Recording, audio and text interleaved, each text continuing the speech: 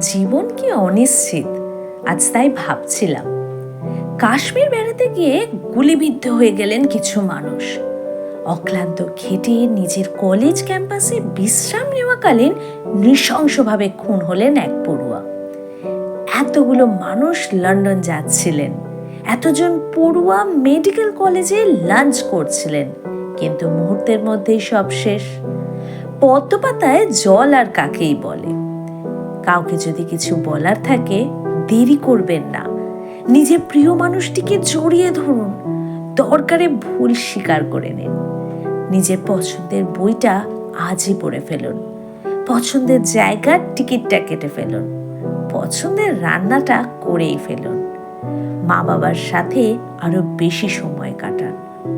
চিন্তা ভাবনা বড্ড অগোছালো হয়ে আছে, কিন্তু বিশ্বাস করুন, এই সোশ্যাল মিডিয়ার বাইরে রক্ত মাংসের একটা বিরাট জগৎ আছে।